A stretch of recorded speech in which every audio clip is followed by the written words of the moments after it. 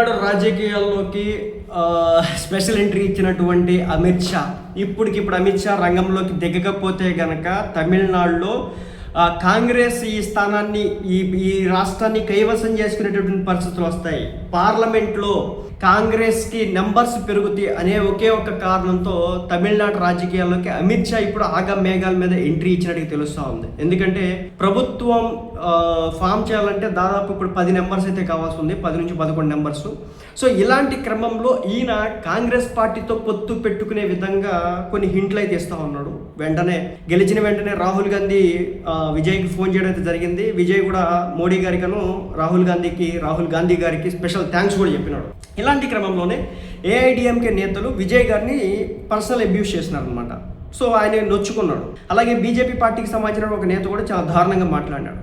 ఇప్పుడు వీటన్నిటిని సర్దుబాటు చేసి బీజేపీ పార్టీ వైపుకి విజయ్ని తీసుకొచ్చే ప్రయత్నం చేస్తున్నాడట అమిత్ షా. సో ఒకవేళ అమిత్ షా ఇది గనక చేయగలిగితే గనక సౌత్ స్టేట్స్లో తమిళనాడులోకి బీజేపీ అఫీషియల్గా ఎంట్రీ ఇచ్చినట్టే. ఇప్పటి వరకు ఆ స్థాయి పవర్ చూపిస్తా తమిళనాడులో బీజేపీ లేదు, ఇప్పుడు రావడానికి అయితే అవకాశం అయితే కనిపిస్తుంది అనమాట. తమిళనాడు రాజకీయాలపై అమిత్ షా ఇప్పుడు స్పెషల్ ఫోకస్ పెట్టినాడు. ఏఐడిఎంకే టీవీకి మధ్య పొత్తు కుదిర్చేలా ప్రయత్నాలు అయితే చేస్తున్నాడు అనమాట. తమిళనాడులో కేవలం ఒకే ఒక్క స్థానానికి సంబంధించి మాత్రమే గెలుచుకున్నటువంటి బీజేపీ ఇప్పుడు కానీ ఏఐడిఎంకేతో పొత్తులో ఉన్న నేపథ్యంలో ఏఐడిఎంకే నేతలందరినీ కూడా టీవీకే పార్టీలోకి తీసుకొచ్చే ప్రయత్నం చేస్తూ ఉన్నాడు. సో అయితే ఇక్కడ ఈ పార్టీని దాంట్లో విలీనం చేస్తారా లేదంటే 2 పార్టీలు పొత్తు పెట్టుకుంటే అనేది చూడాల్సి ఉందన్నమాట.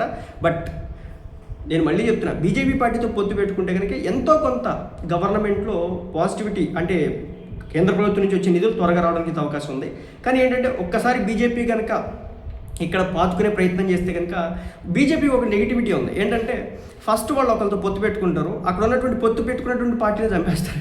సో అదే చేస్తారని ఒక భయం కూడా టీవీలో ఉండొచ్చు. మరి చూడాలి ఏం జరగబోతా ఉందో.